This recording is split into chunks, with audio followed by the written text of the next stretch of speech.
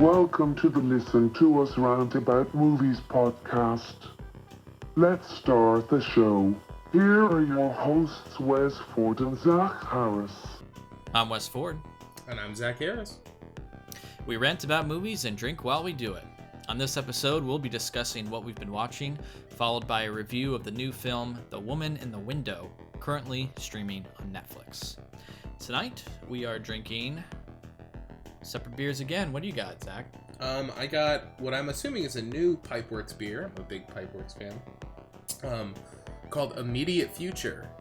It's got this pink skull on it. Pink cool unicorn cans, skull. Yeah. Hell yeah. That's metal. I gotta say the cans get me because I panic Yeah. and I don't know what to get, and I'm like, well, I like Pipeworks and this looks fucking cool, you know. And it's a hazy pale ale with cryo mosaic hops. I don't know what that means, but I know you're a big hazy baby. You like the hazies. I do like hazies. Yeah, it's good. I don't know what cryo hops mean. Either, Yeah. but... I hope it means that it's hops that are cryogenically frozen, but I tend to That's doubt what it. I imagine. Yeah.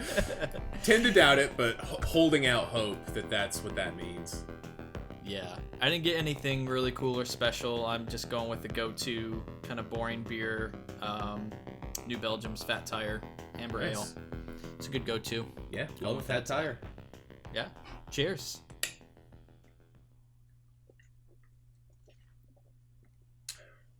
Yeah, I'm a fan. It's good. It's got that hazy vibe. Not too intense. Yeah. Also 6%. I'll take it, you know? Nice. All right. Cool. All right. Well, before we discuss what we've been watching, Ronnie, got something to say? This podcast is brought to you by Audible. Get a free audiobook download and 30-day free trial at www.audibletrial.com/LTURAM. Choose from 180,000 titles from your iPhone, Android, Kindle, or MP3 player. Now back to you, Wes. I just picture Ronnie like being like, all right, I got something to say. So before you guys go into what you're watching, like, before the show. Yeah, like he's sort of like... He's like, hey guys, remember to just toss it to me real quick before that segment so I can like get what I need to say in, and then you guys can then you guys are good. Yeah, cool. If you like what you hear on this episode, remember you can find other episodes of our podcast on Apple Podcasts, Google Podcasts, Spotify, Stitcher, YouTube, and most major podcast platforms. All right, let's get into it. Zach, what have you been watching? Well, not a whole lot. I've been just fucking burning like a fire through ER. This year, my girlfriend and I have been just fucking slamming this shit, and I love it. It's a fucking great show. Yeah? But yeah, almost through season... it's been running for a long ass time. So. Yeah, 15 seasons, almost through season 13. I think I got like 4 more episodes left in season 13. It's honestly just a fucking great show. Like, at this point, it's deteriorated a bit. It's changed. Recently in the trajectory, because I think it started in 93 or 4. So, like, the last... either this season or the last season, you can tell they're starting to compete with Grey's Anatomy, which is, like, getting more popular and starting. So, like, there's a lot of... Now there's, like, 2 pop songs per episode, where it'll have, like, a montage to some, like, weird, like, acoustic cover or some shit, Right. So not really liking that vibe, but it's still fun. I think now it's because it's a little more fun, like, kind of, like, it's a little hokey, and it's way more focused on, like, the doctors' personal lives than, like, the hospital, Yeah. But damn, like, season, like, 4 through 8, probably, just fucking primo. Yeah? Yeah, Anthony Edwards, fucking killing it. He's, like, kind of the lead. Eric LaSalle plays his character named Ben, fucking rules. The like, boss of the ER, Carrie Weaver, great character. Just love, the early seasons very much focused on, like crazy surgery set pieces, which I always kind of thought the show was more like what it's gotten into now, where it's more like, not to say that there aren't storylines with their personal lives, but in the earlier seasons, it'd be like, oh shit, we're getting to see this character's house, and it'd be season 5 that they're on. You know what I mean? Right. So like, it took a while to get to that. Yeah, point. It evolved into what people were like looking for in a show like that. I think. Exactly. They recently changed the intro too. The intro was like delightfully dated. And I think season 13 they changed it. And it's very sad. Wow, after 13 seasons. Yeah, it's a bold move. Now it's just like really generic, bold. just like digga digga digga digga digga digga digga digga digga. It's like, come on. Had some real weird like synthy thing. It was great. Yeah, I don't know. I love ER. It's a fucking killer show. Banging through. My girlfriend had seen it before, so it's fun. She like asked my predictions, and I'm like predicting like when characters are leaving or like how long they're gonna stay on the show. Because they bring in a doctor or like a nurse character that's a little too similar to another character. And it's like, okay, my guess is in 4 episodes, like, this guy's gone. You know what I mean? It's like, you can't have 2 nurses like this. You can't have 2 pediatricians that care about the kids. That means the other one's leaving. You know what I mean? Yeah. So that's been fun. And yeah, it's a great show. If you need 330... It's a big undertaking. If you're looking for a good show that has 300 plus episodes, you should check out Did she ever see the show before, like watching it with you, or are you both kind of discovering it for the first time together? No, she had watched through it a couple years ago, and okay, so she sort of introduced it to you. Yeah, totally. And because I was always like, whatever, it seemed fine, you know, but I also didn't realize the thing that initially got me intrigued is I didn't realize Michael Crichton created it.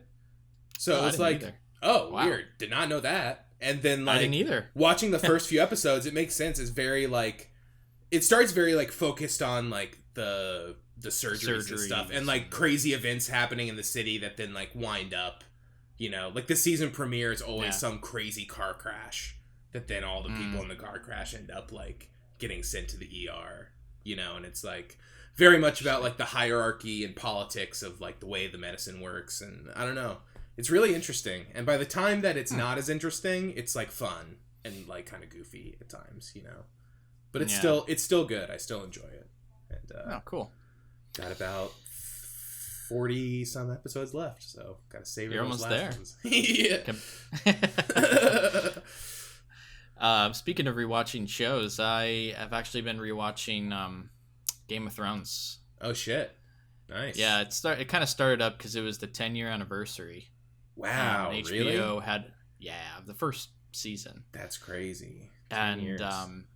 Yeah, man. So Fuck. HBO Max had like a whole like spread page about it and everything, and I started looking through that content, and I was like, this is kind of cool. Some behind the scenes stuff and like favorite episodes or whatever, and then I was like, you know, I'm gonna rewatch it, and it's sort of just like my what can I throw on for an hour kind of show that's been lately, you know.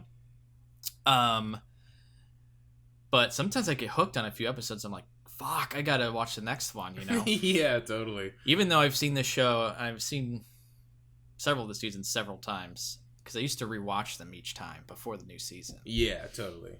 But it is, and here's the thing, I know everyone's really still probably bent out of shape about the last season and how that was disappointing and understandable, but man, we can't forget about like the ride that we went on for that, because it was it's a great fucking show, dude. Like, there's a lot of good shit in there for sure. It's very bingeable. It's just very watchable, very entertaining, and it really hits that fantasy itch, medieval thing for me, just the right spot that no other show has ever done, and I got to give it props for that. And so I'm on just started like season 5, I think. Oh, okay. And so you're trucking along. How many are there total? I'm trucking along. 8 seasons. 8. That's what I thought. Yeah. And then the is that including the weird break in the last one, or is that? I think that does include the break. Okay. Yeah. So I'm like, things are, you know, ramping up real fast where I'm at, you know. but man, everything starts to come back to you, and every time I watch it too, I catch new things. Totally. And it's a great show. It really is. And it sucks that the finale left such a bad taste in everyone's mouths, but yeah, we do have to recognize that it was massive at the time. I look forward to the next show that comes out that, like, you get your buddies together and you sit down and, like, we even bought, like, back in the day, we would get the Game of Thrones beers. It was like a whole event. Totally. It was an event when when it was crazy. So yeah, there hasn't been a whole lot like that. I mean, especially in past years, kind of hard to beat, but that was like the last thing. I feel like that was like the last big show, like event television show. What year did Game of Thrones end? How long ago? Yeah, like what was the last season? Was it 3 years ago? I think it was like 2018. Okay, yeah. Yeah, because I remember watching that, especially the last season was very much like, we gotta meet up and watch it, Oh, yeah, but, yeah. I feel like the only other thing in recent memory that was like that which is also very niche, was the Twin Peaks, The Return or whatever. Yeah. That was like a big thing, but that's very niche. Yeah, that wasn't Game like of Thrones was like water cooler show. No one was standing around the water cooler being like, that episode 8, right? You know what I mean? Yeah. But like, just in terms of like that event feeling, there hasn't been much. Oh yeah. Recently, at all. At my last workplace, when that show was on, like, it was really big, and we'd get together, and it's like, it was on Sunday night, you get in the workplace on Monday morning, first thing everyone's fucking talking about is like, you watched last night, and people pissed, being like, don't talk about it, I had to miss it. And like, and people be like, I haven't seen it yet, and like leave the room, and like so it's like, that has to be recognized, it's crazy, and I think it's worth that recognition. I'm really enjoying it, so I'm not, even though they're all on HBO Max, I'm just kind of tempted to get that 4K set. When will I rewatch the show? No idea. But that UHD bump, that addiction, it's got me. Yeah. Oh man. 4K addiction. It looks great on HBO Max. I'm sure it looks 4K. Good enough for sure. Not like probably because that thing's probably like $200 or something insane. Yeah, but I really think like it's a show that I'll continue to like revisit probably forever. Mm-hmm. Like a few years from now or something, I'll try it again, and it's great. Hell yeah! So yeah, what else you been watching? Well, I guess I can kind of bundle two together here.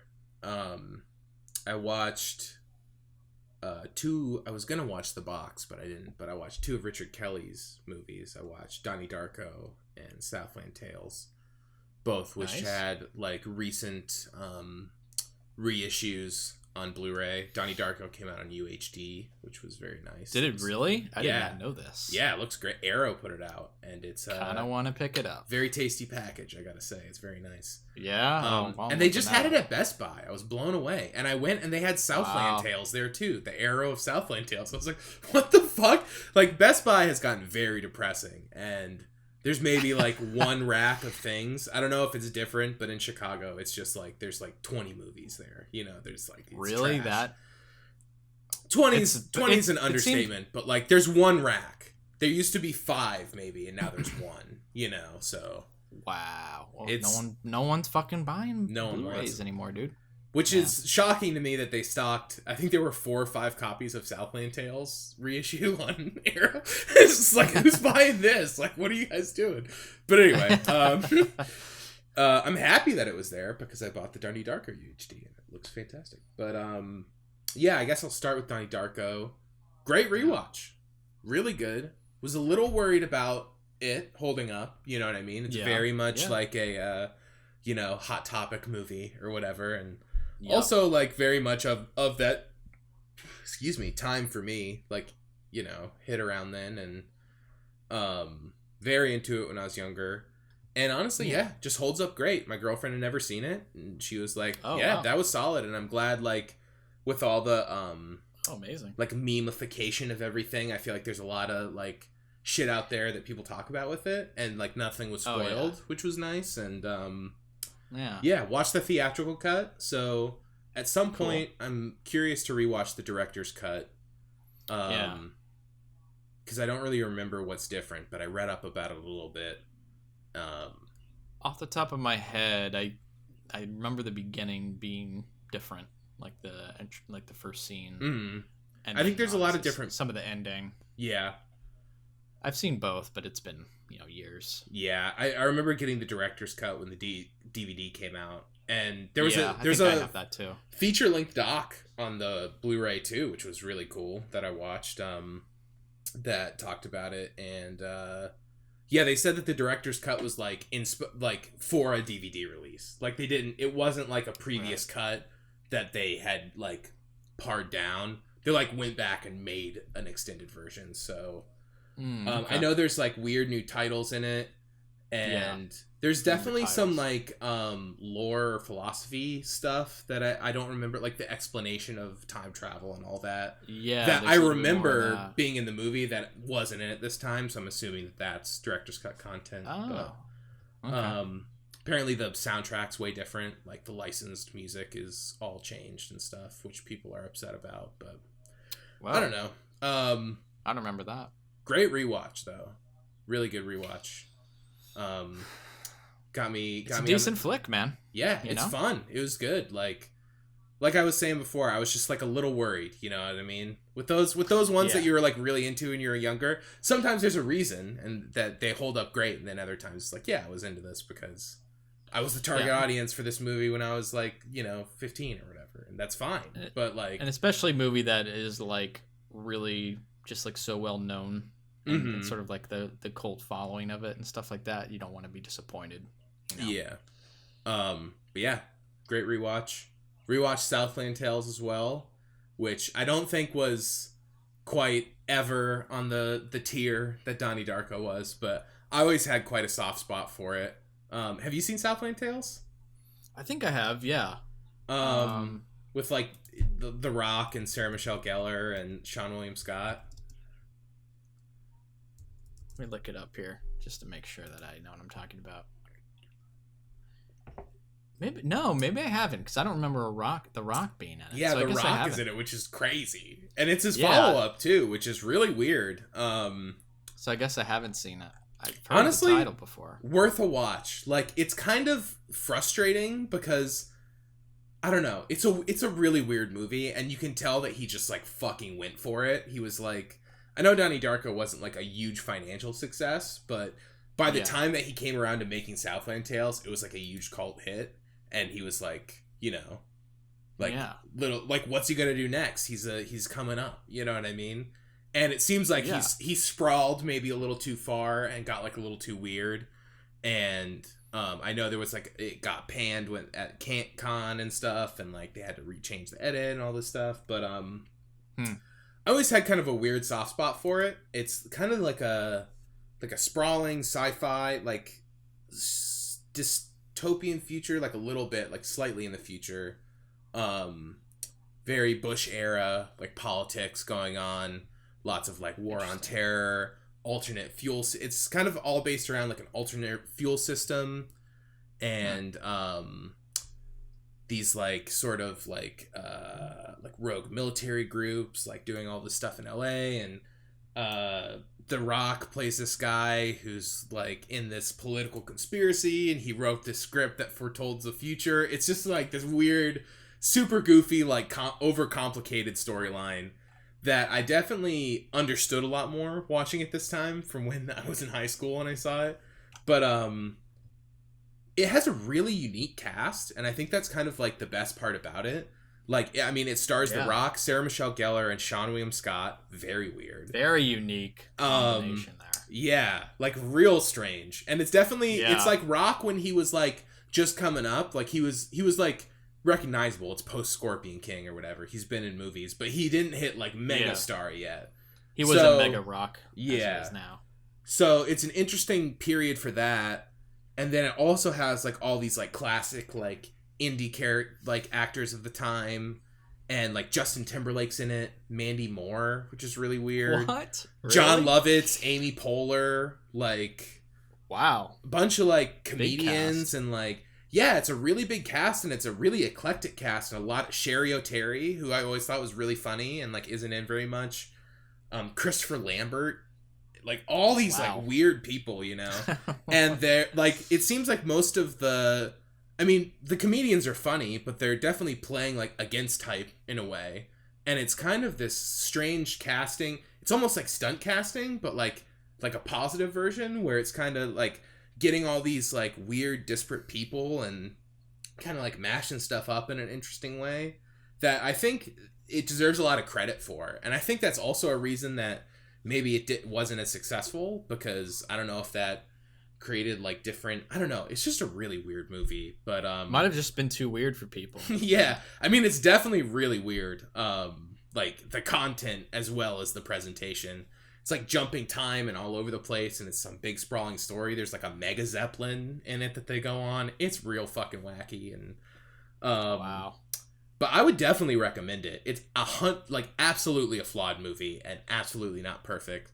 But, yeah. I mean, I saw it in theaters in high school, and it's always, like, stuck with me, and every few years I rewatch it, and I'm like, is this the time that this is going to be, like, a 5 out of 5? You know what I mean? And it kind of never is.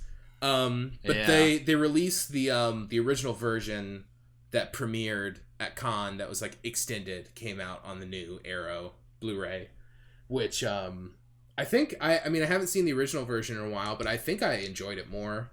Seemed like it fleshed things out a little better. Makes sense. But yeah, I don't know. I'm like a weirdly big fan of the movie, even though I don't think it's like a great movie. It's definitely something interesting and like nothing else I've seen. And also predicts, I think this was before the cast came on, but we just said like the dystopian future you picture is never like as cool as it you would imagine. And I think it nails that pretty well. Like, it's definitely firmly placed in, like, early 2000s Bush era, like, very much. Yeah. But at the same time, a lot of the things that the concepts it's, like, sort of predicting or whatever, or exploring, I think are weirdly, disturbingly relevant. And, weird. Okay. Yeah. I'm definitely curious, because I want to see more of his stuff, and actually... And I've seen The Box, but I'm wondering like what happened to Richard Kelly, you know? Yeah, I don't know. I think Southland Tales was just a big failure, and but then he came out with The Box a couple 3 years later. It was like good, but I think it didn't. It was good. I think it was like, and this is complete speculation. I don't know, but it seems like it was like not daring enough or like crazy enough to like get like it was like an old Twilight Zone thing, which is cool. But that's not really, like, making the bucks. You know what I mean? But it's also not really, like giving his fan base, like, the people who are, like, Donnie Darko heads aren't, like, he tried to go for, like, a more commercial success, I think, was probably what The Box was supposed to be. But it's also, like... Still really weird. Concept. Like, he has weird, like, sci-fi concepts that he does. But dude, I don't know. Maybe it's time to bring them back, you know? Where are you at? Yeah, I heard that this Blu-ray of Southland Tales was getting announced, and it was coming with the Con cut, which I had always wanted to see. So I was like super jacked, and I was like reading all this stuff about Richard Kelly. And apparently during quarantine, he's just been obsessed with returning to the idea, and he's been like writing a potential like follow-up prequel to Southland Tales, like returning to the idea of Southland Tales. Yeah, and is like gonna make it a crazy expanded universe. He said like something akin to like a Twin Peaks: The Return. He wants to do some crazy thing with that, and I was like, I don't know, I'm all for it. Like, I would totally watch more of that. Like, and potentially re-editing the footage from the movie into like a new cut of the movie with like additional footage that ties back to like a series or something. It's like, okay, just sign me up. I'm in. Make it, please. Like, I mean, pretty much anyone can get like a show or movie on Netflix now, it seems like. So I'm sure he can get like a real nice deal, you know. Totally. With some like one of these streaming services like Stars or HBO or Yeah, something and like, get like a Crackle's out extended, there giving people money, you know, like you can get something Yeah. somewhere, you know, you like can get something. Yeah, that's interesting. All right. But yeah, I would give Southland Tales a poke. It's long. It's like over 2 hours, but if you're feeling That's a weird okay. one, it's interesting. It's at Yeah, least no, I'm interesting. gonna look into it. I'm gonna look into it because I want to see that gap between Donnie Darko and the box with him. Yeah. You got me curious, and it's the cast is just too crazy to It's so weird. sort of ignore. So Yeah. Kevin Smith is in it too at one point in like full like old man makeup. It's like, what the hell's going what? on? That's in this different. thing? Yeah. Really weird. Okay. All right. Cool. Well, to get to some other movies, let's see. Well, I guess I can combine two as well. There's two movies that I decided to watch that it seems everyone has seen, but they're two movies that I just have not seen. Mm-hmm.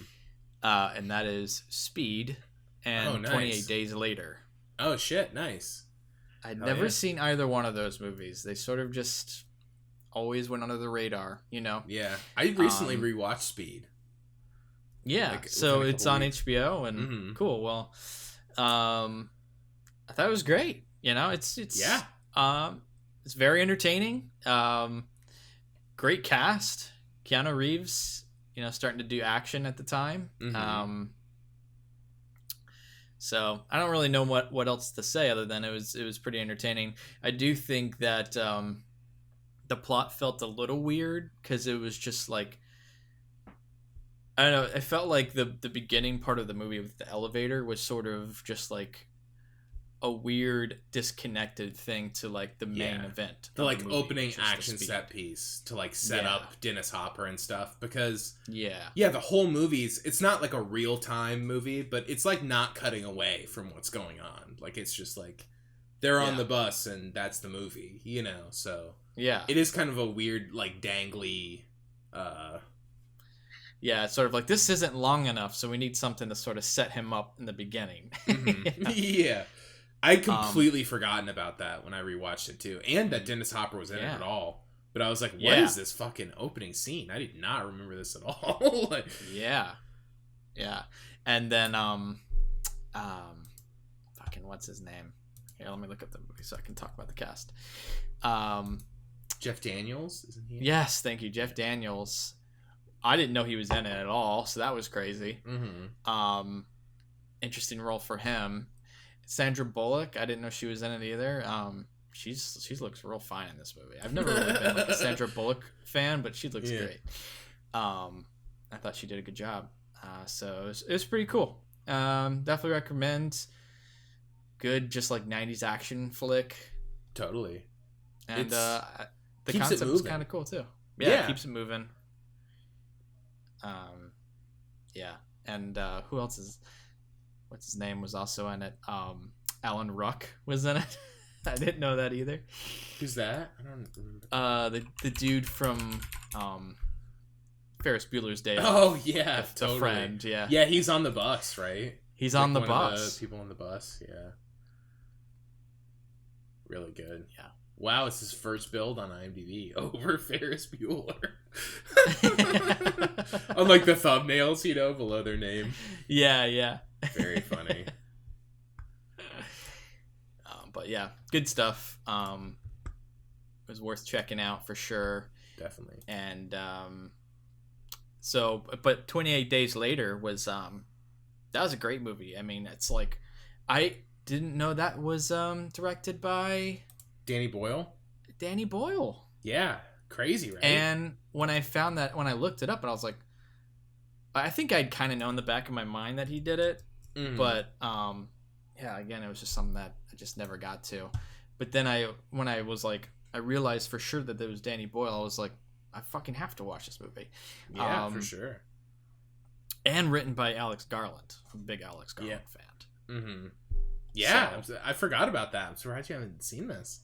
Yeah, I know.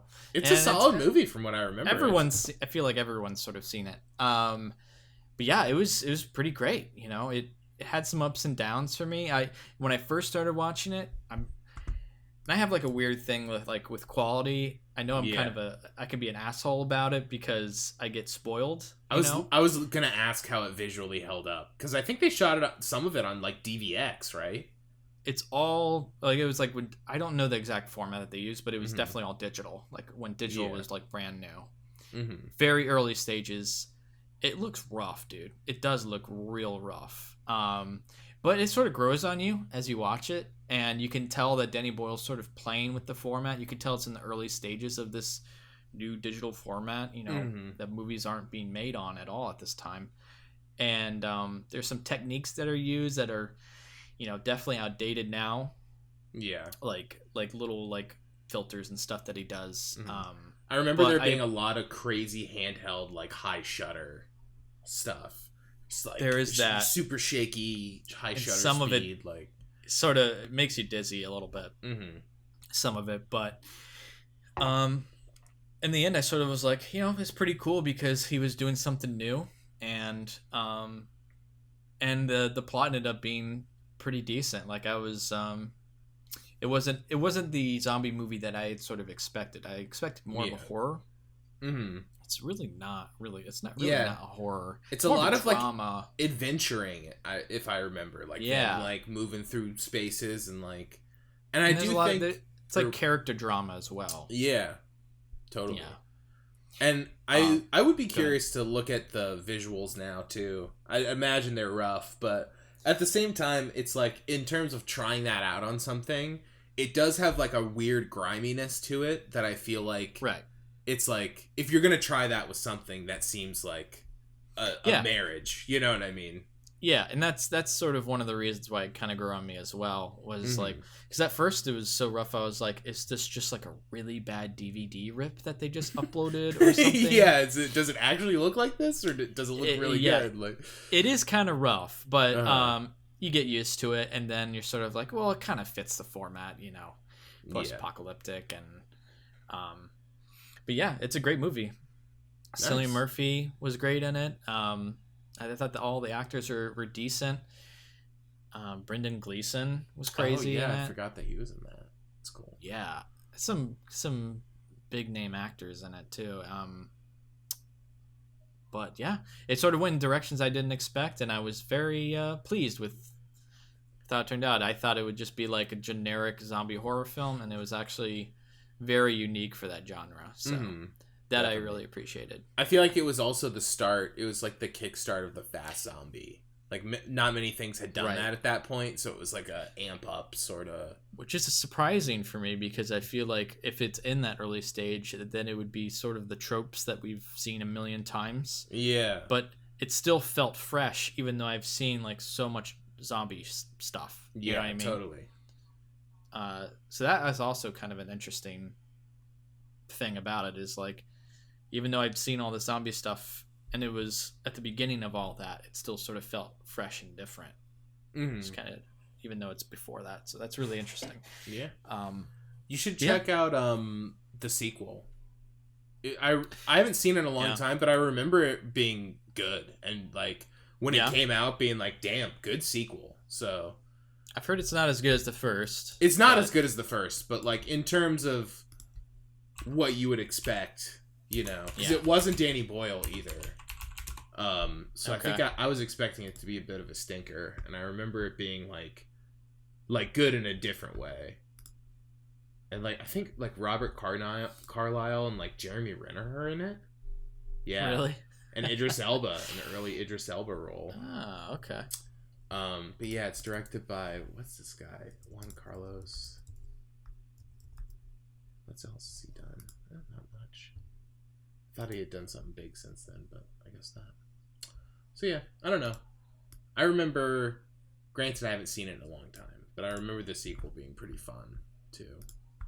Also get some Ren Dog action in there, some Jeremy Renner, baby. Yeah. Our favorite actor. Yeah. He's so cool. My favorite musical artist, Jeremy Renner. Absolutely. God, I can't wait for his new record whenever that's going to come out. Years from now, but still, I'll fucking count the days. Such a jam. Yeah. Such a jam. But it's sort of kind of good timing too, because this episode will probably be coming out right around the time or just after Day of the Dead, not Day of the Dead, Army of the Dead. Army of the Dead. Yeah. Which I'll watch. Yeah, I'll both watch that, watch. Sure. Don't really know why there's heists during Apocalypse, but whatever. I'll watch it.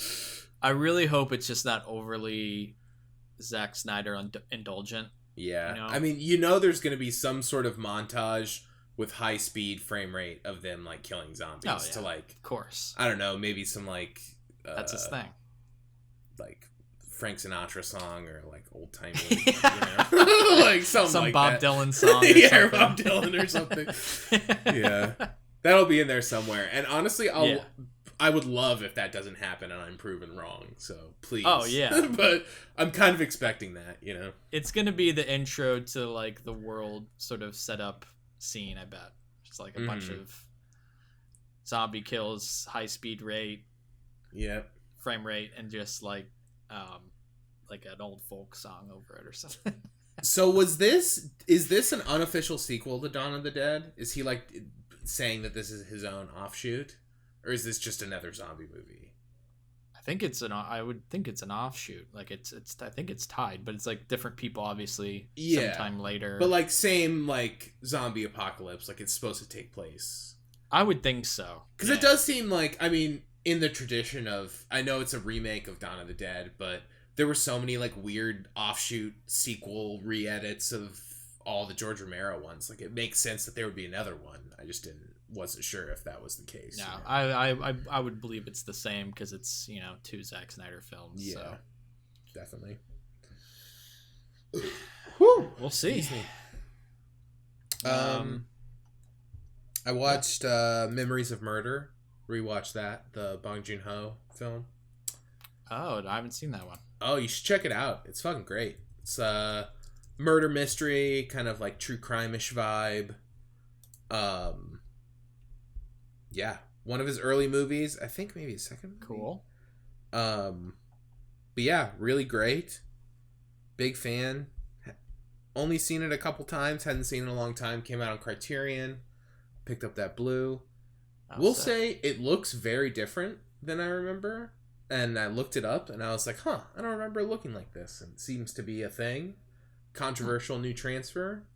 Didn't dislike it, but yeah, it's interesting. It just definitely looks in line with the material. You know what I mean? It's like, we're talking like murder mystery, grimy thriller. It looks like that. But I remembered it just looking pretty like, just like colorful. Generic. Not necessarily generic, but definitely like a wider palette. It's very like greeny, browny, like like a Finchery sort of vibe, Gotcha. So, but I mean, it was approved by both him and the cinematographer. So I'll take it as that the other transfers that I like downloaded a torrent online was wrong, but because I did see it on a torrent the first time. So, but it's just always interesting when that happens. Like, I don't think it had really been like had like a big restoration done of it. So that was interesting, but I would definitely recommend it.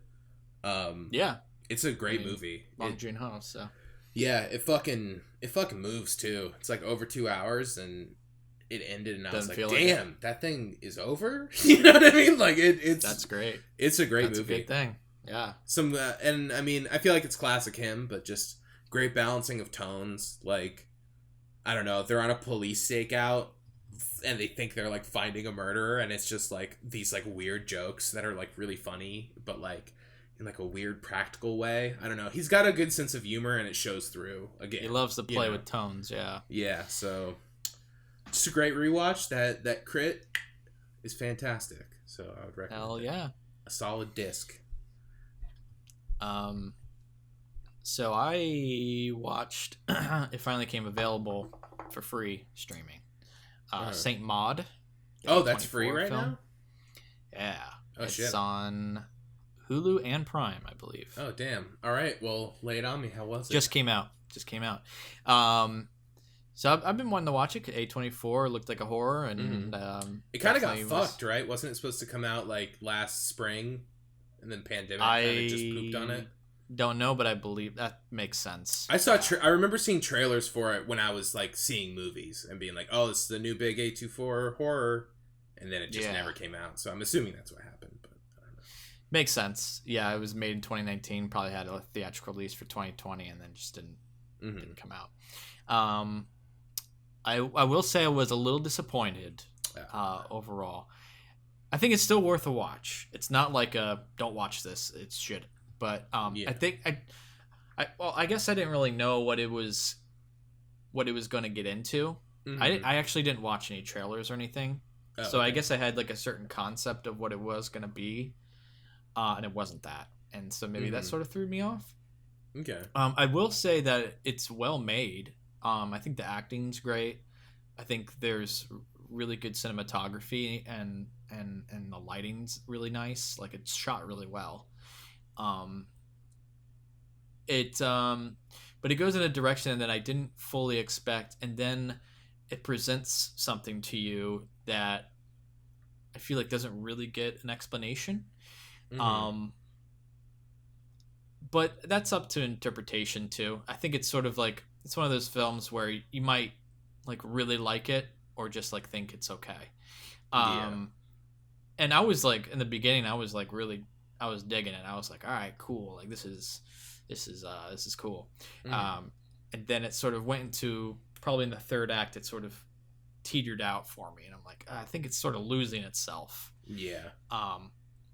But all that being said, I do think the last shot is pretty killer. Okay. Something happens, and then I'm like, okay. I will be happy with that ending. So, yeah. And if anyone doesn't know what it's about, basically it's about this. It does tackle several issues that I appreciate, but it basically follows this woman who has this mysterious, somewhat dark past that you find out about. But she is like this very religious nurse that is a caretaker for people. And she's extremely religious.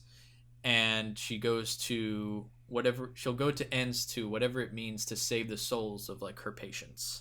And you start to find out her past and what that represents, and then start to realize how she's like really alone, and she's attached to this religion, and there's a little bit of mental illness involved.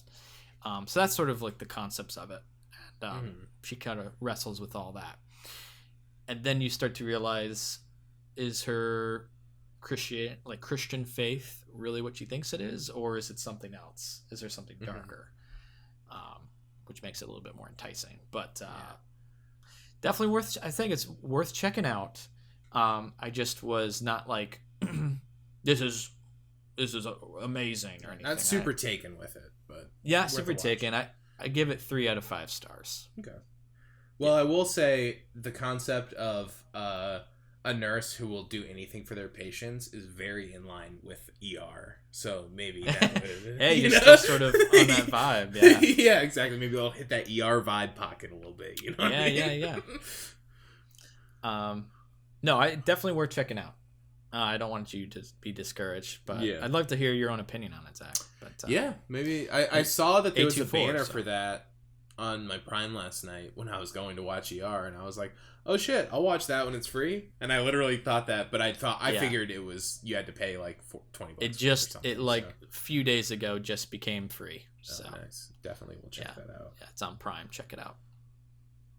I guess I don't really have much else, but I guess I'll just briefly mention that I watched Shrek, and hell yeah, dude! It's the 20th anniversary. Oh, it's really funny. Yeah, I just saw it on like the internet today. It's really funny. So that's good timing. Which, also, though, I was like, this will be funny. We can watch all 4, however many Shreks, and I was like, I don't know if I want to watch Shrek 2. I didn't enjoy it that much. It was kind of really, yeah, it fell a little flat for me, honestly. That's disappointing. I liked that movie a lot when it came out. Yeah, I mean, I remember thinking it was great, and like seeing the sequels and thinking they're funny, and like, yeah, I don't know. Maybe it's just that like mashup culture has gotten like to like a dizzying height, And like the new Space Jam trailer is just like so like not that I even like give a fuck about Space Jam, but it's just things are going on a bad trajectory, and I like forgot I forgot that Shrek was like a fairy tale mashup movie. Like I forgot that it's like the whole bit is that it was like one of the first ones that did that. Yeah, so I think maybe it's just that aspect is like I was like bummed that I forgot, and I was like, oh fuck yeah, it's this whole like referencey fairy tale thing. Like it's probably really outdated, some of the sequels too. Yeah, I'm sure. A lot of some of the humor was weird. Oh, remember MySpace? Yeah, totally. And it's not like I was expecting to watch it being like, oh, 5 out of 5. Love Shrek, you know what I mean? But yeah, we were like, my girlfriend and I were like Shrek. Drunk and like both gaming, you know, and we were like, all right, fuck it, throw on Shrek, you know, let's do it. And yeah, it didn't hold up very well, I will say. No, bummer. What do you gonna do? Yeah. Well, last things I'll talk about.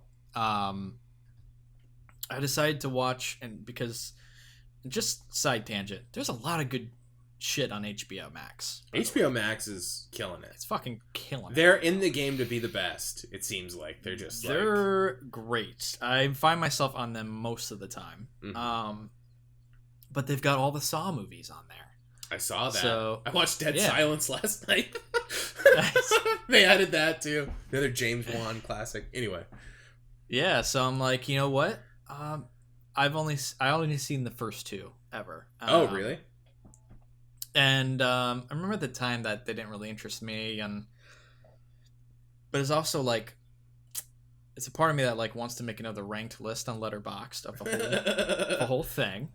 Yeah, and there's also, a lot of them too. It'll be a fun. They're all on there. Yeah. And you know the new one just came out, Spiral with Chris Rock. Mm-hmm. So very weirdly intrigued about that. Yeah. So I'm like, you know what?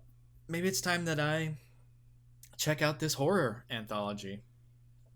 Especially now that this past week, my wife and kid have been gone. So I've had time to sort of go into the horror stuff that I never get to watch. You can't really watch Saw when a baby's sleeping in the other room and they're like, saw your foot off! And like, ah! You know, like... Or even in front of her while she's playing with her toys. Like, fuck! It's just like, you gotta grab the key in the vat of acid so you can... Or rip out all your teeth and land in a bucket of syringes. You know? Like... Yeah, so I rewatched the first one, rewatched the second one, and then I watched the third one. So the first one... Pretty good movie, dude. It's honestly, it's a pretty good horror film. Especially for like a low budget, like, you know, real conceptual working with your environment. It seems like I think they would hold up well. I haven't rewatched it in a long time. And honestly, it's pretty good, dude. 4 out of 5. It's a pretty good movie. Nice. And of course they quickly deteriorate so far. So, Saw 2, 3 out of 5 for me. Interesting, intriguing, and I like that it plays off. It starts to build the lore. You know, I think each of them start to build on the lore. Had some good twists that I remember seeing again, and then Saw 3 is like a literal direct follow up of 2. Same director. Yeah, not James Wan. He just did the first one. Darren Bousman, our boy from Full Sail. Yeah, so that was him, right? I was wondering about because I just remember all the teachers at Full Sail would be like, back when I taught Darren Bousman, and it's like you're talking like you're fucking talking about Scorsese or something, you know? Guy directed like Repo the Genetic Opera. Like it's not like he's some prestigious, like he's obviously very successful, like not terrible, you know? But like I always thought that was really funny. It's like back when we were making Saw 4, you know? Like, but Saw 3 I hadn't seen, and so that was like a quick follow-up, and actually not as good as Saw 2, but not terrible, you know. It has some more twists, so I'm guessing each movie will have twists in it. Absolutely. I mean, that's the first one sort of set up, so I'm assuming all of them now will have that. But yeah, there's some twists in it, and was actually pretty surprised by the end. Like, beginning was sort of like, ooh, I don't know how this is gonna turn out. Yeah. And it was sitting at like a 1.5 to a 2. And then by the end, I was like, good. Like, it was a 2.5 because the ending had a surprising twist for me that I was like, okay. And it actually was very clever. And you have to say too, like, and the acting performances are just like dropping because understandably they're not going to get high-end actors to have them be fucking tortured on screen, you know? Yeah, exactly. Because as the traps become more and more elaborate and like torturous and like torture porn, the acting drops off because I mean that's just a natural thing that's going to happen because they're putting like plastic wrap choking them, you know, like hanging them from things and twisting them and fucking throwing guts at them, like, you know. You don't get Brad Pitt to push his face through a rack of like 10 knives. You know what I mean? Yeah. So that is dropping, but the traps are obviously becoming more elaborate, which is in itself becomes its own like feature, you know, like that's what you start to like watch it for. Yeah. But I don't know. It still ends up being clever, and so far, and just 1 through 3 experience. I'm curious to see more because, each time they sort of built on the legend of Jigsaw and have tied it. All of them tie back to the first one somehow too. Yeah. And they're all sort of all intermingled and stuff. So I don't know. I think what Barry Levinson did. He was clever. He tied those two together, and I don't know. I'm looking forward to. There's like Barry Levinson. What? What's the director's name? Derek Bowsman. Derek Bowsman. Barry Levinson. Sorry, it was too funny. Like I knew who you were talking about, but it was too funny not to reference. Yeah, Derek Bowsman. Barry Levinson. When I said, I'm like, that doesn't sound right. Yeah. Anyway. How many are there? So there are. I'm gonna find it for you. Like 6, and then the new one, or there's a lot. There is way more than I thought there were. Okay, so got them up. 1, 2, 3, 4, 5, 6.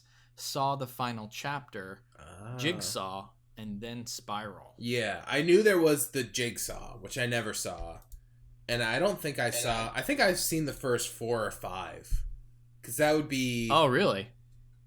At least the first 4, because I worked at the movie theater when at that time the third one came out, and I would go see them when they came out because it was free. I would just like be like, "Fuck it, I'm gonna see Saw 5 or whatever. I don't give a shit," you know, like, yeah. So yeah, but there's definitely a few I haven't seen, so I'm curious. Yeah. I saw last night that they were on there, but it was a little late. Yeah. We were like not paying total attention. I was like, let's wait, let's watch Dead Silence, get a little, you know, whet our appetites, our James Wan appetites, then we'll dive in. Dude, so I gotta at least rewatch the first one. It's a good rewatch. Oh yeah, it was a pretty good rewatch. I'm diving in on the franchise, baby. I'm all in. Let's do it, man. Let's do it. So next time we do the cast, we'll have some more Saws to talk about. I'll try to watch some too. Follow up, you know. Yeah. It's sort of interesting too to me as like a movie fan, a horror fan, that it's like that's a franchise that is pretty recent compared to like other like horror franchises that have gone on for this long, and so I sort of feel like I should watch them, you know. Yeah, totally.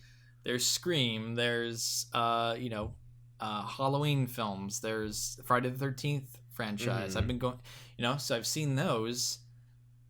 Let's go through the Saws, you know. And I feel like I haven't seen all of them, so I don't know, but yeah, it does seem like there's, because I recently rewatched the Friday the 13th series, you know? Yeah. And I think there is something to be said about those long franchises that, like, obviously there's, like, the thing where once they create their own tropes, then it becomes fun to, like, call those out. Like, the traps get, like, so silly that it's like, oh, shit, what's this new trap? Like, it's, like, goofy in a fun way. But also... You come to expect certain elements and plot points, But also that it seems like it's a weird... like thing where they get people to do them, and like sometimes it's just like jobbers, but sometimes it'll be someone that like will want to make something cool, but like their opportunity to make a movie is like, you got the job making Saw 5. You know what I mean? Like that's your movie you get to make. So then I do think in those long franchises there are weird like bright spots. Like certain like later in the era Friday the 13th movies, I'm like, this one is just like way better than those ones.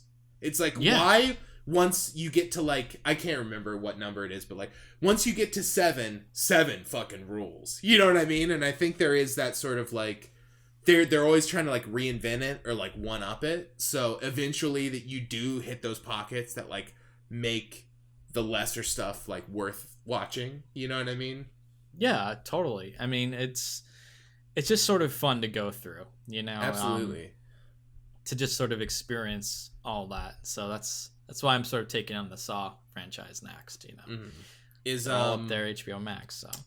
Is Spiral theaters only, or is that a VOD, baby? I think it's just theaters right now. Ugh, disgusting. I believe so, Put it on VOD. I'll rent it. I literally thought, I looked it up the other day. I was like, is this going to be on VOD? Because I want to watch it. I'm like, how long has it been since I've seen Saw? You know what I mean? It's like, I am intrigued by it, but it's just funny. I'm like so thirsty for this Saw sequel. Like, yeah. No, yeah, I'm working towards it, man. So maybe by the, no, I'm just gonna say, but maybe by the time I finish, but that's too soon. Yeah, you're gonna slam through these finish fuckers, in a few man. weeks. Yeah. Might watch Saw 4 tonight. You know, nice. We were talking about. Maybe I will. Why not? Maybe after the cast, I'll start. I'll watch Saw 1. You know, we'll see. Yeah, text me, dude. Let me know what you think. Yeah, for sure. All right. Well, I think that wraps it up for what we've been watching, right? Yeah, I haven't really watched anything else worth mentioning. All right. Well, we're gonna get into our non-spoiler review for Woman in the Window, starting now. This is a safe place. I'm agoraphobic. I can't go outside. I've been slipping, getting into a really dark frame of mind.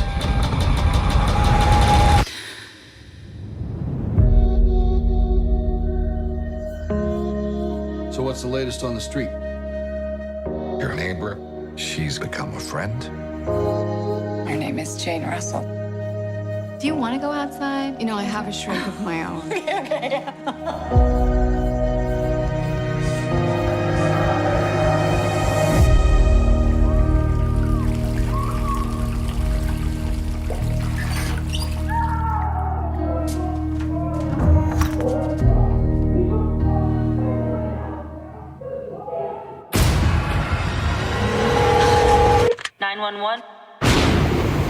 My neighbor Jane, she's been stabbed.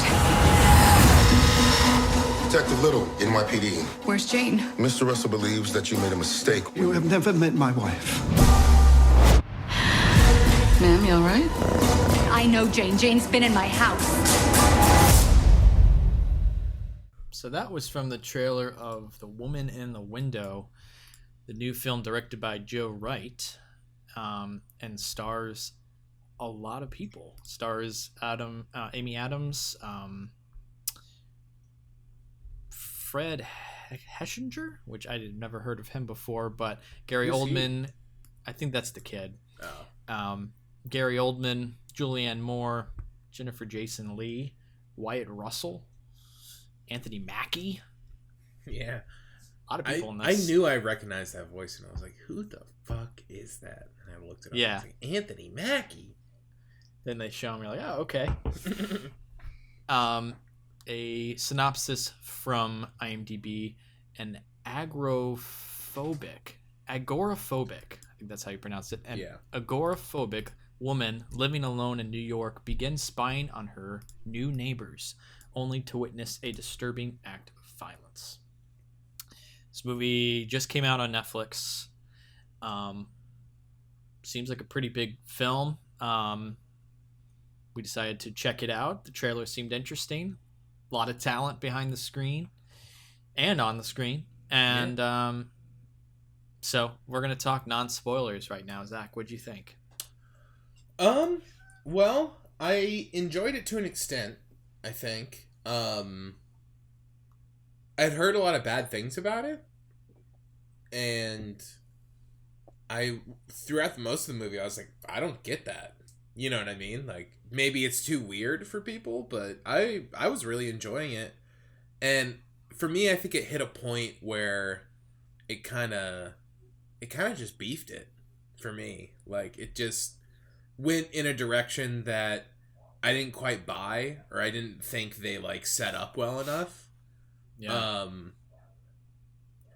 I feel like there's, well, I don't know. That's kind of spoiler. I don't know. Generally, what did you think? Yeah. Excuse me. Ooh, excuse me. Burp. Beer burps. Yeah, so I was kind of with you before when we talked about doing this movie. I had no reviews had come out yet. Mm-hmm. So it's sort of all up in the air. And then when it was getting closer, I started to see some bad reviews, and I was like, oh boy. Yeah. Oof. But when I started watching it, I was sort of in the same boat as you. I was like, this isn't that bad so far. Like, I was actually getting surprised by it. I was like, okay, this is entertaining. And then I think, yeah, it hits a point by the third act, and it's sort of, there's an inevitable reveal, but even after that, there was like even a moment like after that was sort of like, I was even with it on that, but then I was like, it's like kind of predictable, but then even after that, how it ends, it was just like, yeah, I'm not buying this movie. Yeah, I'm not in on it. Yeah, and I read up on it because apparently it was like a long delayed movie, like it'd been done for years and like on the shelf. I don't think entirely due to the pandemic, like before that maybe. Yeah. Excuse me. And it did say that they reworked the ending, because it like didn't test well or something. It feels reshot. Yeah, something feels patchy and weird about it, and it does. Yeah. I think we can get into that and spoiler more, but I think also it kind of like loses itself stylistically at that point too.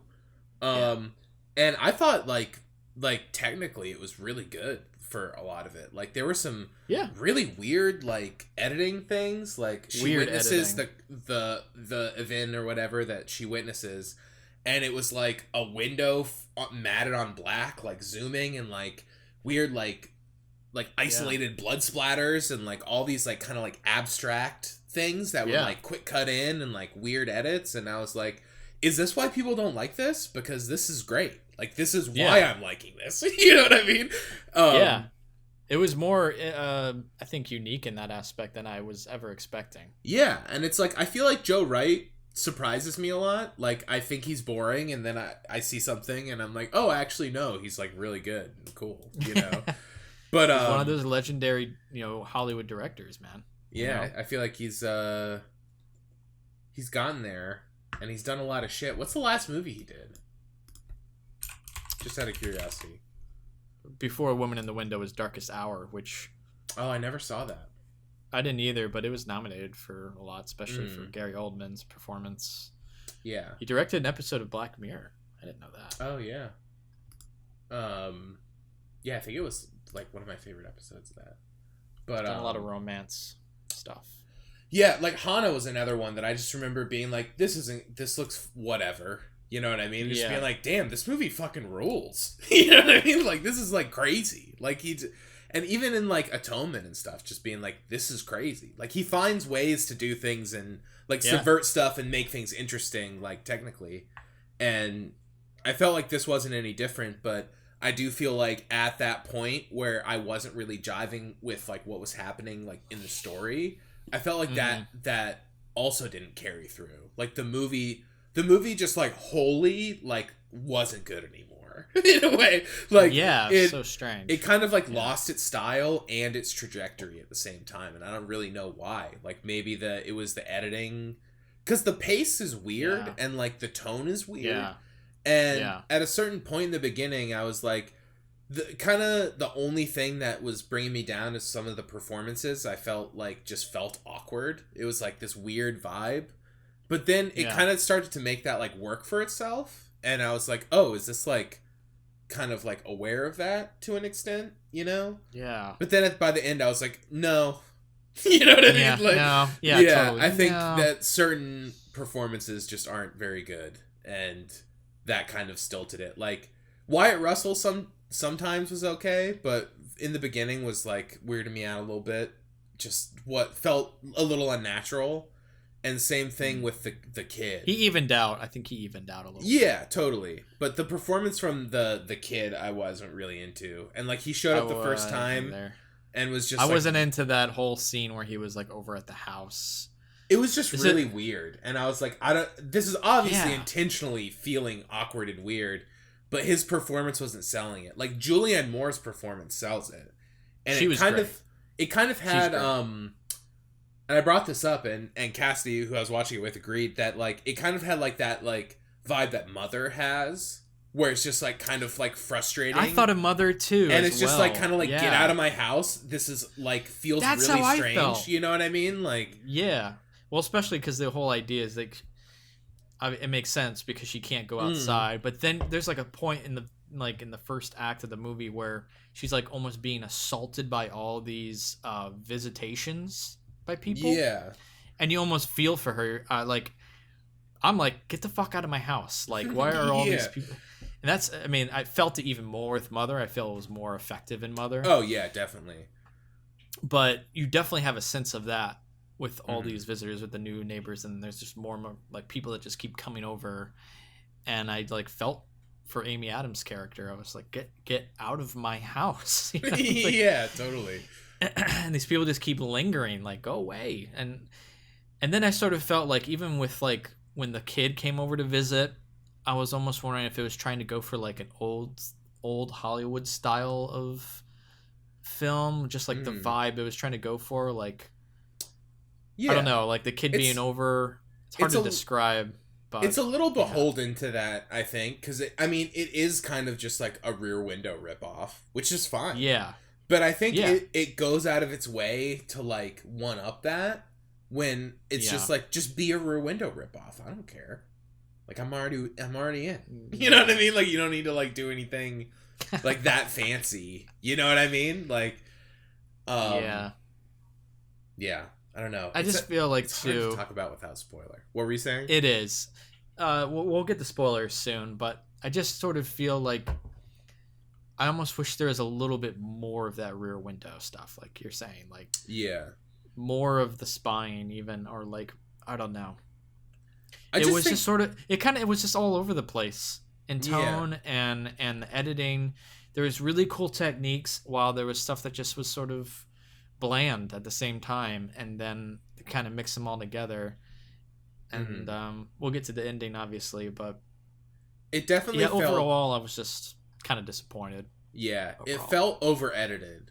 Like certain sequences felt like they had gone through the movie and parts were really good and they went, don't touch that part anymore, but we gotta like re-edit this scene like a shitload, and then you would work on that scene a bunch, but then that didn't quite jive with the way this other scene was working, you know, because it felt like very like hills and valleys or whatever. It's like at times it was really hitting and at times it wasn't, and it just, I guess it had that feeling to me, and maybe that's because of the delay, maybe it's not, like if they reworked it and stuff, but it felt a little patchy and like it had been like reworked, you know? And I do think that certain aspects of it were really strong, so I'm wondering like how strong they were before that happened, because I mean, making movies is fucking hard. Like, absolutely. I understand that, you know, and sometimes, you know, they don't always work out.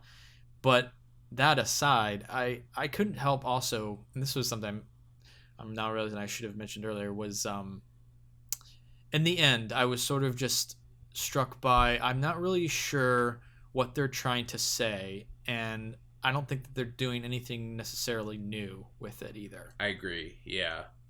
There wasn't any sort of real message in it at all, and and then they're also not really doing anything new, really. Like they're not. Yeah. There's nothing new with the plot. It's sort of been done before. It's sort of predictable by the end, and then they try and subvert your expectations, but then it just ends up being sort of what you expected. I don't know. Yeah. So it's just like, I'm never gonna watch this again. Yeah, totally. And I feel like there's ideas in it, and I feel like that are good, and I feel like they just don't have time to go into these ideas, and at that point it's like I can tell this was a book, you know what I mean? Because there's certain things that I feel like baseline, like elevator pitch, are interesting, but there's just zero time to go into those things at this point, you know what I mean? And fuck, I feel like I had another point, but I'm forgetting. Oh yeah, and I feel like it doesn't really have anything to say because they didn't have time to go into those things. And like, it's kind of aping Rear Window in a way. It's kind of like has that sort of like old school, like thriller setup vibe, you know, like, totally. Single location, you know, small like ensemble cast or whatever. But it's not like taught in the way that those are. It's kind of like meandery and like all over the place. So by complicating it with these things that come out later that are kind of just like there for twist factor, it's taking away what makes that sort of movie work, because you're overcomplicating this, and like that's why it's not working, because those movies are good because they're simple mysteries. And I feel like this movie, I can't even really say this, but I feel like the twist and the way that they present what happens is like just like not what I was looking for from it. Like I didn't really care. I feel like the mystery was elsewhere, and it wasn't even like it was detached. It was detached from the narrative. Really, it's not really a whodunit to me. You know what I mean? Like there are other things that are more intriguing than just the whodunit. You know, so I feel like it missed the mark in that way. I really wish I wish it had like really focused in on more of the Rear Window aspect, more of like a thriller of, you know, like focusing in on that aspect of like old Hollywood thriller. And I think it would have been way more interesting if it had just sort of stuck to that and instead of trying to overcomplicate it, as you said. Yeah. You know, so it ends up being sort of like a mishmash of stuff that just didn't really work, I guess, for us. Yeah. And it sucks because I mean, like 3/4 of the movie I really enjoyed. Yeah. Same. And I like paused it to use the bathroom, and I was like, this movie's good. You know, like I'm excited. I'm in it. Yeah. And I was too. Yeah, it just always sucks when a movie does you dirty right at the end, you know? It's like, I know. Guys. Really? I guess one other thing, just briefly, is I guess indicative of what we've been saying about the movie as a whole, but I thought the score at times was like very inspired and cool, and at other times was just like really painfully generic. Yeah. I mean, to me, I honestly can't recall the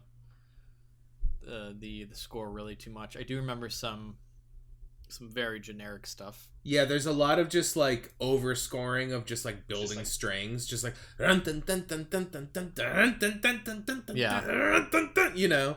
But then every now and again, when it would be those kind of like weird like scenes with the canted angles, which I really liked when she's kind of like drunk and on her medication and everything's kind of framed off a bit and it's like wavy.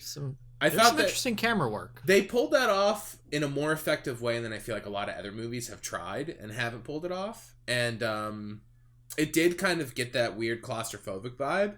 And in those moments and some of the like detective scenes of her like looking at stuff, there was some real crazy score. Just like sort of like detuned synth, like atonal, like you know, just like sort of like rhythmic. Yeah. That was really cool that I just like noticed all of a sudden was happening. Like it just kind of like flowed into it and I was like, hold on, this score is really weird. You know what I mean? Like, and I wasn't even like taking it in. And I think part of that is because those sequences are kind of like executed so well. But yeah, and then it just kind of at times it's just like, why is this framed this way? Like things like felt, I don't know, it felt notey. It felt like they had to change a bunch of shit, and like a lot changed since they had like a cut. You know what I mean? Yeah. Yeah. So that's pretty much our take. Should we move into spoilers? Yeah. All right, moving into spoilers, starting now. Before you get into our spoiler segment, I'd like to interject to discuss that special deal from our sponsor again. For the listeners of the Listen to Us Rant About Movies podcast, Audible is offering a free audio book download with a free 30-day trial to give you the opportunity to check out their service. To download your free audio book today, go to audibletrial.com/LTURAM. Again, that's audibletrial.com/LTURAM for your free audio book.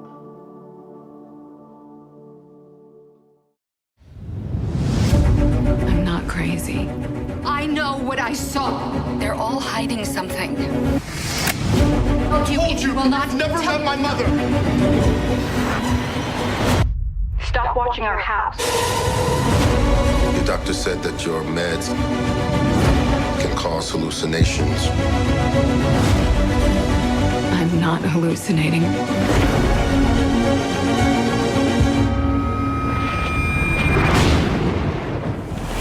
I think there's somebody in my house. Don't go looking into other people's houses. You won't like what you see.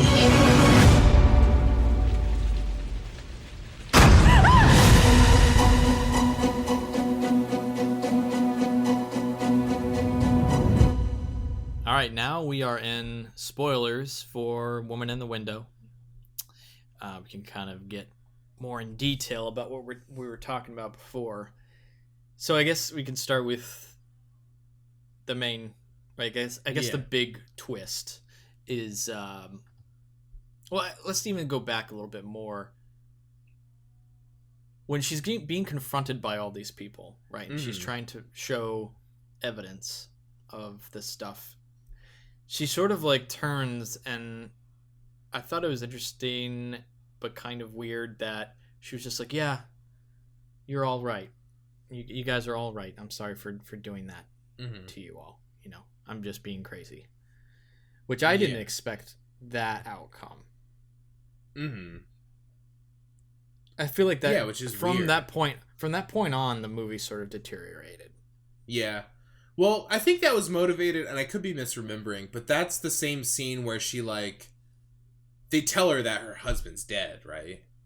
Okay, is that right there? Are they tied? I think, and then that's in reference to that, because she's like, oh, okay, yeah. Like, I don't know what's real then, sorry. You know what I mean? Right. Yeah. So that's when you find out that her kid and husband are dead. Yeah, Anthony Mackie's toast. Yeah, but that's where all those flashes of the snow come from, which actually was a cool camera move. Yeah, no, it was great. And the way it like fall, slowed down like, and like turned was kind of cool. And each time they show it, there's like a little more texture from like the windshield. Where at first I was like, oh, what's this like weird snow thing? And then it was like, ooh, what's that? And it's like there's smears now, and then it's like, ooh, now there's a little more. You know what I mean? And I like the way they build that up and like that was a cool element. That moment. Yeah, there's just things like that are like really well executed. That it makes me like not believe that they finished the film and were like, this is our film that we made. You know what I mean? They're like, I feel like there had to be some forced re-edits or something, you know, like, because Tracy Letts wrote the screenplay also. He's a great writer. Like, I've seen some of his plays, and he wrote like Bug and like Killer Joe and like all these like great things, and like it just didn't vibe with his style either. Like it was kind of weird for that from that angle as well. And then probably didn't jive with Joe Wright's style. Yeah, because it feels like a weird movie for him to do, but it's like cool. Yeah, and like those stylistic things, and like I like the way that they shot the stairs a lot. There's a lot of like cool up and down movements through the levels, and like very the cool house stuff and that. stuff, and the house is fucking massive. Yeah, and like Julianne Moore calls it a shitty old house at one point. Yeah, what is like, oh. Like, what are you talking about? When she said that, I was like, "What are you talking about?" Yes, that was fucking incredible. Fucking massive. Like, yeah, and it's that also like so sense. nice. Yeah, I mean, it wasn't like perfectly clean because she's a shut-in, but like it's a really nice house. Like, yeah, so weird. Yeah, that was a weird comment. I think for me, the part where it kind of took a dive, I do think that part, like that reveal. And then her being like, I guess it was all made up. It was just, it's kind of like a wasted thing in a way, because I'm watching the movie and I'm like, okay, well, what's the last like 40 or 30 minutes going to be then? Like, obviously that's not the case. You know what I mean? No. And they play it kind of up, they ham it up, and it's like, of course, movies do this, whatever. Yeah. But I paused and I was like, there's another 30 minutes to this thing. Okay. Yeah, it's like, of course, this isn't all it is. Of course, it's not singularly that you're crazy, because why am I watching this then? That's just the most fucking depressing movie ever. You know what I mean? Like, really, and it's like really depressing. Maybe if that's the way it ended, I would have been like, wow, that's really bold. You know what I mean? But seriously. it was kind of like a false, you just know it's false because there's no way. But I was still like intrigued at that point. I think for me, it's because she finds the evidence of the glass, right?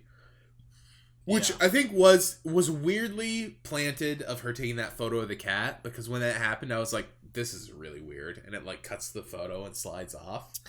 Yeah, I was like, okay, that's which really was a weird strange edit. thing to just toss in this movie, but whatever. So that comes back. I'm like, oh, of course that comes back, you know. But like within 1.5 minutes of her finding that, the movie's like almost over. Like it ramps up and it's like, oh, okay, this is the end of the movie. Here you go, you know? Yeah. And I definitely was at that point expecting more, you know? So I think for me, it was the reveal right then, because he's like, the first nugget that you get of like what's going on is Wyatt Russell being like, yeah, I fucked her the other night and like blah blah blah, you know what I mean? She's the biological mother, blah blah blah. And that's kind of a complete narrative dump at that point too. Yeah, and that's the first like concrete thing that you get. So it's like, okay, here we go. That's the end. And then the movie's over. Yeah, and it's like we were saying before, I was going to say this is a spoiler, but for me, the mystery wasn't who did the murder. Like, if it just ended up that Gary Oldman did the murder, it's like, okay, that I wouldn't have been disappointed by that. I felt like the mystery was like, who is Julianne Moore? And like, what's the dynamic? Well, I think the idea too was like, you assume it was Gary Oldman, but you never actually see. Yeah. But he's the one being like a dick all the time or whatever. Totally. And he's definitely the one that they're framing it to be. Right. And then you sort of realize, oh, it's Wyatt Russell. Okay, that wasn't completely a disappointment to me. I was like, oh, that's interesting. You know, that's about as much thought as I gave to it. Yeah. But it was, I assumed it was Gary Oldman. And then you were like, oh, I guess you don't really see his body. You just see a hand and a knife. Yeah. I felt like the it being the boy is just kind of like, and the way that they frame it being the boy who did the murder or whatever, it's just not enough time to like explain that. Like, and I don't inherently like hate the idea, but it just changed the trajectory into like a crazy like shock value twist, where I was trying to say, like, for me, like, even if Gary Oldman did the murder, that wasn't what, like, the movie didn't hinge on the mystery of who did it. It was more of like, what's going on, because the person isn't who you think they are. So I was more intrigued by like, who is Julianne Moore? You know what I mean? Like, totally. That was the mystery to me, not who killed Julianne Moore, because who was she in the first place? You know what I mean? So, yeah, I agree. Yeah, I felt like that And like that was the most intriguing aspect of everything that was presented to you was, like, who's this mysterious woman? And like, if that's not the wife, like, why was she replaced? Like, that whole dynamic, like the switching out. Totally. I wasn't even like, I mean, I was partially sort of like, who is Gary Oldman and why is this important? But like, it was more like, why was that switch made? And like, what the hell's going on there? Is this exactly. Is this like, because it seemed it was less a murder mystery and like a conspiracy. It felt like it was a conspiracy that was going on, and it was like, how much are they in on it? Is Wyatt Russell also in on it? Is he doing it and the family's not in on it? Like, who's in on this weird conspiracy? And then it kind of ends up that it's just like a murderer, and it's like, okay, well, that's not as crazy as I thought it was going to be. I will say, like, conceptually, and if I read this book, maybe the son's story would be more interesting, because there is kind of a conspiracy. I'm assuming that the family is in on this because they're moving him, you know? So it's like this whole thing about like a young serial killer, but being like somewhat weirdly fostered by your family because they're like rich and powerful is an interesting thing. You know what I mean? And like the concept of him being like, you're a serial killer, but you're like figuring out what your thing is or whatever. While I'm not like crazy about that idea, it's an idea that like I haven't totally seen before. But you know what? I didn't fully buy it because it's a movie. It's its own movie. It's not the end of this movie. It's thrown in on this. That's a movie in itself. You know what I mean? But here's the thing where I don't really fucking buy that concept, because the dad's abusive to him. Why is he abusing his fucking serial killer son? You know what I mean? It doesn't make any sense. Why would he abuse him? Wouldn't he, like, naturally, wouldn't he be more, like, afraid of him? Or, I don't know. I just think that dynamic just seems unrealistic to me. No, totally. I agree if you're going for that concept, that's cool. I think it is an interesting concept, but I just didn't buy it because, like, they're trying to sell it as Gary Oldman, but he just ends up being abusive to the killer, and he knows he's that's weird. Do you think that he didn't know though, or that they did and they just don't really address it much?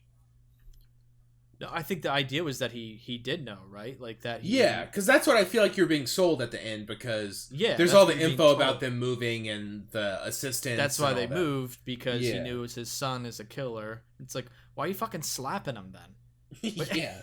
Why are you slapping him? He just murdered people. Aren't you either terrified or like want help for him? Even if you're trying to cover for him, I feel like there should have been either fear or just like more like love. You know what I mean? Yeah, but I feel like this is all something that, like, if you want to get into that, it could be interesting and like a weird look at this dynamic and stuff. But it's just a twist. Yeah, it's very surface level. Like, you don't, because the last time you see Gary Oldman in the movie is like when she says she's crazy. Don't worry about it. Like, everyone, like, leave. You know, that's the last time you see him, right? He's just like randomly in her house.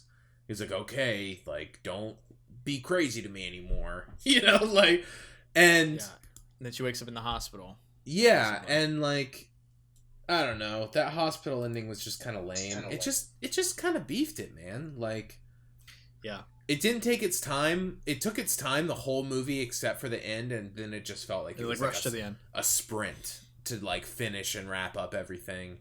But the people that you see in the movie don't even come back after, like, anything happens. It's really weird. Yeah. It's really weird. Yeah, that's where it just sort of beefs. It was all pretty good until that point. Mm. And then I was, like, sort of, you know, all this stuff's going through my mind as that's all wrapping up. And then the very, very end, where she sort of just neatly packs up her massive apartment and leaves. And she, like, obviously is better. Was just like, yeah, it was too like put in a bow ending for like what the story was, and just felt like not great writing for like what it was like should have been. Wasn't as satisfying, you know. It was not satisfying at all. It was sort of just like, why are we doing this, you know? Yeah. Oh, she's gonna walk out down the street towards the fucking sunset, leaving her. You know what I mean? Also, Brian Tyree Henry being like the thing with the phone. He's like, I saw your video. Like, I'm not gonna have to worry about you, am I? And she's like, no, I'm totally not depressed anymore now that I witnessed like a crazy murder. Like, and then just is like, okay, time to sell my house, and like now I dress cute and. Now we're successful. Makeup and just cute. It's just like, okay, like I don't know. It was the way that was all framed. It just didn't feel in line with the rest of the movie. It didn't. It felt completely out of place. Completely out of place. Which sucks. I felt like I was like really enjoying it, and then I was too. Yeah, until that part. I mean, I will say that I was a little skeptical going into it because I'd seen some bad reviews or whatever. Mm-hmm. But then as I was into it, I was like, I'm so far I'm not seeing why this has a negative light on it. Because up until that twist, I was like, I'm in on this movie. And then I'm like, okay, well that's why. Yeah. The ending. I mean, I thought the kid was fine, but I thought the casting of him was weird. I mean, good for him for the casting. I mean, good for him for getting that part, but I just didn't feel like it jived with everything else. And it's funny, I guess one thing that could be, I guess, a compliment to the movie is that the first time the kid showed up, I was like, this kid's fucking creepy. Yeah. But then I wasn't like, the kid's the murderer. The whole movie, you know what I mean? I was just like, this kid's fucking creepy. The second he came, you know what I mean? Oh yeah, but well, that's to the movie's credit. You're like not sure if it's just the kid or if it's just like the tone that they're trying to sell you of like things being uncomfortable, you know. But there's something about he's one of those actors that loves like spit on his lips. He's just like, blah, blah. Yeah, you know what I mean? He has spit on his lips the whole movie. Doesn't make your performance better, Dev. Just spit everywhere. I don't think that's what he's going. I think it's just probably naturally how he is. There's just people that I don't have know. spit in their lip, but I don't think so. I think it's a performance thing. You think it's a performance? Like it's a choice? Yeah, I do. That's really funny. You could be right. I'm dying right now that I can't think of any other examples off the top of my head because I'm getting a little toasty from this beer. But I will come with examples of lip spitters next time by choice. Yeah, by choice. You know what I mean? I feel like it's people. No, I know people in real life that are very spitty. You know what I mean? Yeah, for sure. I feel like it's like a playing a creep thing. People are like. Yeah, you know? Yeah, like licking the lips and. I didn't know who I was gonna kill next. You know, like, it's a thing. I wish we had video recorded so people could see your face. Yeah. I don't know. Yeah. All right. Well, I think that wraps it up, right? Yeah, I don't really know what else to talk about. The Anthony Mackie twist conversation. Yeah. Yeah. Executed well. He was fine. Amy Adams' robe looked really comfortable. I was like, oh, that's a big robe. Yeah. Yeah, totally. I one final thing I'll say, and then we did kind of sort of touch on it, but I do think that whole sequence too, like with her being like, and like with all the pills, like she's clearly like lost in this endless amount of time. Mm-hmm. Which brings me to another point I'll bring up after. But this like sort of period of time where she's like an almost a weird montage. It was like nicely edited of her drinking a lot, like clearly drinking a lot of wine, and like there's glasses everywhere, and she's like taking a lot of pills, and it sort of felt like you were drunk or like intoxicated with her. I thought that was pretty effective. I thought that was really effective. Totally. But then I was sort of realized after that a little bit later with the days, like the Monday, Tuesday, Wednesday. Oh yeah. Like, this feels like way more time has passed or should have passed in that amount of time. No, that's a great point. Because those title cards were weird. and they were not consistent. Because were there any later? Like, how long was the movie supposed to take place over the course of? The movie took place over a course of, it was like a week. It was just 1 week, like 7 days. Yeah, because that's weird. And also the time that Gary Oldman first comes to the door and is like, did my wife come over tonight? Yeah. There was like a weird sequence right before that of her doing stuff where I was like, wait, did she just lie to him or was that the next day? And Cass was like, I'm not sure. Day. So she, the next day. But then later she says that she lied to him. It's like, that's why I didn't tell you she was here. That was the following day. So that all happened 3 days, like in a row. But then, I don't know, that's just weird to me. I know. Because then it's weird. It's inconsistent with the titles. And like, I had a thought about that, but I didn't think about that in context of that montage. Because it does make it seem like weeks pass during that montage. Like, and that would make more 2 sense. nights or something. Or even like 4 hours, like when you look at it realistically. It's like, what?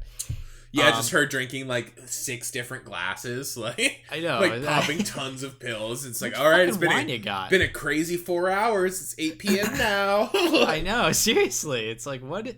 Honestly, you could literally go into the edit, delete that title layer, Monday, Tuesday, Wednesday, delete the text layer of that, yeah, and it would be the exact fucking same movie. Only it wouldn't be like pretty tied to any of it. And honestly, would have made more sense because then I was trying to figure out as part of the mystery being like, oh, that was just like one night, so like how does that tie in, you know? And it was just completely unnecessary knowledge. Yeah, and it attributed nothing to the plot whatsoever. No, that's a good point. Yeah, and I feel like it thinks it's getting into like a deep like her doing all the research and stuff, and I'm sure there's way more of that, like the source material, but it really does not get into that style very much. It like starts to, but all right, well, with that, we're gonna wrap it up for our review of The Woman in the Window. As always, you can find other episodes of this podcast on Apple Podcasts, Google Podcasts, Spotify, Stitcher, YouTube, and many other podcast platforms. Wait, we giving this a star rating or what? Oh my goodness, yeah. You're skipping over the ratings, bud. What do you give it? I actually do have to think about this. I think I'm gonna give it a 2. Yeah, I'm thinking maybe I do feel like light 2. The more I've thought about it, the less I've liked it. But I feel like I initially was giving it a 3 because even though the ending sucked, I really enjoyed like the first hour. I like thought it was really good, but maybe 2.5 is more appropriate, I think, for me. Yeah, I say like light 2 for me, heavy 2.5. Okay, I'm feeling that. I'll go with that. I'm feeling that 2.5 because you're right. I did enjoy like 60-70% of the movie. Yeah, it's the more you think about it though, it just makes less sense, and that's why I kind of went down on it when we were talking about it. But yeah, and I think it like just like the titles thing, like you start thinking about it and it's just like, oh yeah, that like does not match up. And I do think, and maybe this is me creating a conspiracy, but I feel like it was just meddled with in a weird way. Like, some parts of the movie are so on that it just seems like the things that weren't totally working got, like, pushed in the wrong direction. Yeah. You know, if that makes sense. Like a sequence wasn't working, and they're like, all right, just, like, I don't know, make it shorter and put in title cards for the days. You know what I mean? Like, and it's like, oh, okay, or, like, I don't know. Yeah. Because some parts of it are very well executed, and then some are just, like, really just, like, kind of whatever, so. All right. 2.5. That seems fair. Yeah. Seems fair. Okay. Well, all I right, told you where you can find this podcast. Yeah, follow us on Instagram, and if you enjoy the show, please consider leaving a review on iTunes, because every rating brings more listeners. You can email us at listentousrant@movies@gmail.com. You too can be a producer and or supporter of this podcast by visiting our Patreon page and becoming a monthly patron for as little as $1. Visit www.patreon.com/LTURAM podcast. All right. Thanks, Ronnie. Appreciate it. Zach, it was a good time. Yeah, man. Had a pretty good talk. And until next time. Till next time. Thanks for listening to this Listen to Us Rant About Movies podcast episode. Goodbye, and I will see you again on the next show.